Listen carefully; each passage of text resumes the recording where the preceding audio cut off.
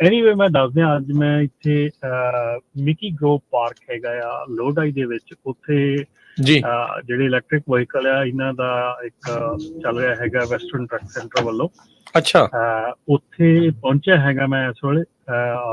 ਸੋ ਦਿਖਾ ਰਹੇ ਆ ਉੱਥੇ ਇਲੈਕਟ੍ਰਿਕ ਵਹੀਕਲਸ ਜਿਹੜੇ ਹਾਂਜੀ, ਜਿਹੜੇ ਇਲੈਕਟ੍ਰਿਕ ਟਰੱਕ ਨੇ ਵਹੀਕਲ ਹੈਗੇ ਆ ਉਹ ਆਏ। ਹਾਂਜੀ, ਇਲੈਕਟ੍ਰਿਕ ਟਰੱਕ ਜਿਹੜੇ ਆ ਉਹ ਆਏ ਹੋਏ ਨੇ। ਉਹ ਇੱਥੇ ਇਹਨਾਂ ਨਾਲ ਗੱਲਬਾਤ ਕਰਨ ਲਈ ਪਹੁੰਚੇ ਸੀਗੇ। ਸੋ ਦੇਖਦੇ ਆ ਕਿ ਇੱਥੇ ਹੁਣ ਅੱਜ ਕੀ ਹੁੰਦਾ। ਜੇ ਤੁਸੀਂ ਕਿਤੇ ਲੋਹਡਾਈ ਹੈਗੇ ਆ, ਲਾਗੇ ਛਾਗੇ ਹੈਗੇ ਆ, ਮੈਂ ਥੋੜੇ ਦੇਖ ਰਿਹਾ ਆਪਣੇ ਉੱਥੇ ਬੂਥ ਦੇ ਉੱਤੇ ਜਾਂ ਇੱਥੇ ਪਬਲਿਕ ਦੇ ਵਿੱਚ ਆਪਣੇ ਸਰਦਾਰ ਆਪਣੇ ਦਸਾਰ ਵਾਲੇ ਮੁੰਡੇ ਹੈਗੇ ਆ।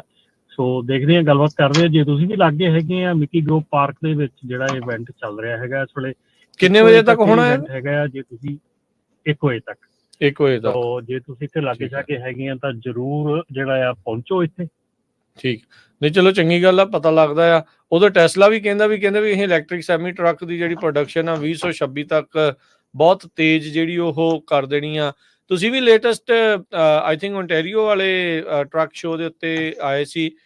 ਕਿੰਨੇ ਕੁ ਨਵੇਂ ਜਿਹੜੀਆਂ ਕੰਪਨੀਆਂ ਜਾਂ ਇਹਨਾਂ ਕੰਪਨੀਆਂ ਦੇ ਜਿਹੜੇ ਟਰੱਕਸ ਆ ਪ੍ਰੋਟੋਟਾਈਪ ਤੋਂ ਅੱਗੇ ਕਮਰਸ਼ੀਅਲ ਯੂਜ਼ ਦੇ ਲਈ ਹੋਰ ਲਗਾਤਾਰ ਇੰਪਰੂਵਮੈਂਟਸ ਦਿਖ ਰਹੀਆਂ ਤੁਹਾਨੂੰ ਇੱਦਾਂ ਦੇ ਟਰੱਕਸ ਦੇ ਵਿੱਚ? ਇੰਪਰੂਵਮੈਂਟਸ ਨਹੀਂ ਅਜੇ ਦੇਖੀਆਂ ਹੈਗੀਆਂ ਇਲੈਕਟ੍ਰਿਕ ਦੇ ਵਿੱਚ। ਜੇ ਮੈਂ ਕਹਾਂ ਤੇ ਜਿਹੜਾ ਹਾਈਡਰੋਜਨ ਟਰੱਕ ਹੈਗਾ, ਨਿਕੋਲਾ ਹੈਗਾ ਜਾਂ ਹੋਰ ਹੈਗਾ, ਉਹਨਾਂ ਦੇ ਵਿੱਚ ਇੰਪਰੂਵਮੈਂਟਸ ਆ ਰਹੀਆਂ ਹੈਗੀਆਂ। ਜਿਹੜਾ ਟੈਸਲਾ ਹੈਗਾ ਆ, ਟੈਸਲਾ ਤਾਂ ਅਜੇ ਤੱਕ ਉਹਨਾਂ ਨੇ ਪਬਲਿਕ ਦੇ ਹਵਾਲੇ ਕੀਤਾ ਹੀ ਨਹੀਂ। ਪਬਲਿਕ ਨੂੰ ਪਤਾ ਹੀ ਨਹੀਂਗਾ ਉਹ 'ਚ ਕੀ ਆ ਕੀ ਨਹੀਂਗਾ।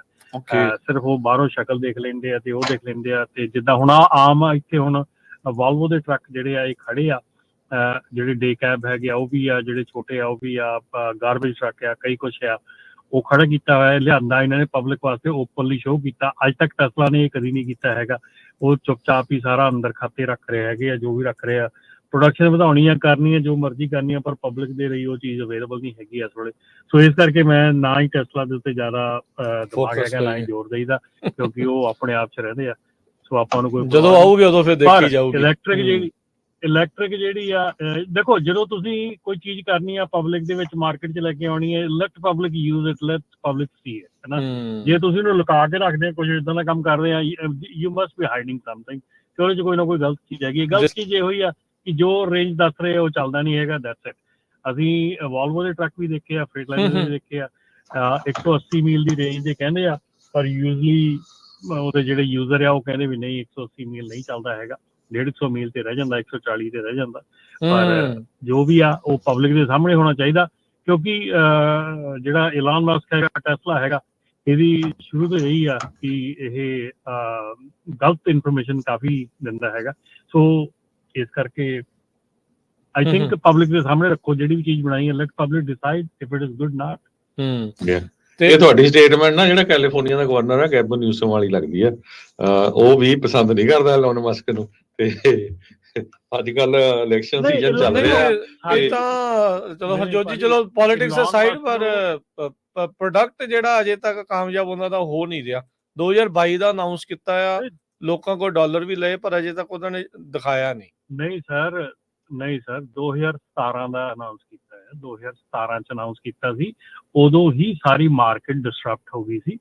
ਇਹ ਜਿਹੜੇ ਵਾਲਵੋ, ਫਰੇਟਲਾਈਨਰਸ ਆ, ਅਜੇ ਤੱਕ ਜਿਹੜੇ ਦੂਜੇ ਹੈਗੇ ਆ, ਕੈਨਵਰਥ ਆ ਜਾਂ ਦੂਜੇ, ਉਹਨਾਂ ਨੂੰ ਤਾਂ ਵਿਚਾਰਿਆਂ ਕੋਲ ਅਜੇ ਤੱਕ ਕੁਝ ਹੋਇਆ ਹੀ ਨਹੀਂ, ਕਿਉਂਕਿ ਦੀਜ਼ ਪੀਪਲ ਵਰ ਨਾਟ ਪ੍ਰੀਪੇਅਰਡ ਫॉर दैट ਪਾਰਟ। ਠੀਕ ਹੈ ਨਾ।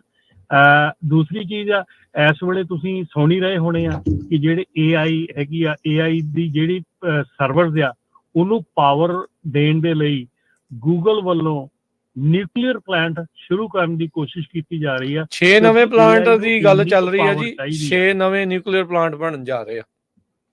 ਸੋ ਇਹ ਇੰਨੀ ਕੁ ਪਾਵਰ ਉਹਨਾਂ ਨੂੰ ਚਾਹੀਦੀ ਆ, ਸਿਰਫ AI ਸਰਵਰ ਰਨ ਕਰਨ ਨੂੰ। ਤੇ ਟਰੱਕਾਂ ਨੂੰ ਪਾਵਰ ਕਿੱਥੋਂ ਮਿਲਣੀ ਆ? ਮਤਲਬ ਸਾਰੇ ਦਰਖਤਾਂ ਦੇ ਵਿੱਚ ਪਲੱਗ ਲਾ ਕੇ ਥੋੜੀ ਚਾਰਜ ਹੋ ਜਾਣੀ ਆ, ਸੋ ਇਹ ਚੀਜ਼ ਜਿਹੜੀ ਆ।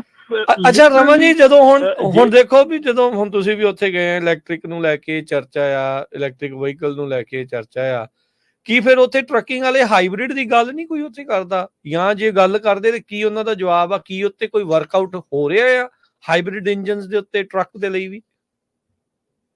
ਕੋਈ ਵਰਕਆਊਟ ਨਹੀਂ ਗਾ ਰਾਜਕੁਮਾਰ। ਜਿੱਦਾਂ ਮੈਂ ਤੁਹਾਨੂੰ ਦੱਸਿਆ ਨਾ ਕਿ ਜਦੋਂ ਜੇ 2017 ਦੇ ਵਿੱਚ ਇਹ ਨਾ ਹੀ ਡ੍ਰੌਪ ਕਰਦਾ ਮਾਰਕੀਟ ਦੇ ਵਿੱਚ ਟਰੱਕ, ਤੇ ਉਸ ਤੋਂ ਬਾਅਦ ਜਿਹੜੇ ਦੂਸਰੇ ਨੈਚੁਰਲ ਗੈਸ ਵਾਲੇ ਟਰੱਕ ਸੀਗੇ ਉਹ ਆ ਰਹੇ ਸੀਗੇ। ਉਹ ਉਦੋਂ ਮੈਂ 2016 ਦੇ ਸ਼ੋਅ ਦੀ ਗੱਲ ਕਰਦਾ, 2016-17 ਦੇ ਸ਼ੋਅ ਦੀ ਗੱਲ ਕਰਦਾ ਜਿਹੜਾ ਲੌਂਗ ਬੀਚ ਦੇ ਵਿੱਚ ਹੁੰਦਾ ਆ।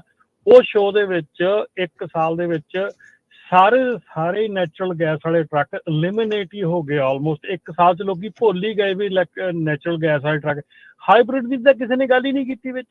ਸੋ ਉਹ ਦੇਖੋ ਇੱਕ ਰੇਸ ਲੱਗ ਜਾਂਦੀ ਆ ਜਦੋਂ ਤੁਸੀਂ ਇਹ ਮਾਰਕੀਟ ਇਦਾਂ ਦੀ ਆ, ਇਹਦੇ ਵਿੱਚ ਹੁਣ ਇਲੈਕਟ੍ਰਿਕ ਕਾਰ ਆ ਇੰਟਰੋਡਿਊਸ ਹੋਈ, ਸਾਰੀ ਹੀ ਇੱਕ ਟੋਯੋਟਾ ਨੂੰ ਜਾਂ ਇੱਕ ਦੋ ਕੰਪਨੀਆਂ ਨੂੰ ਛੱਡ ਕੇ ਹਾਈਬ੍ਰਿਡ ਗੱਡੀਆਂ ਨੂੰ, ਬਾਕੀ ਕਿਸੇ ਨੇ ਹਾਈਬ੍ਰਿਡ ਵੱਲ ਧਿਆਨ ਹੀ ਨਹੀਂ ਦਿੱਤਾ।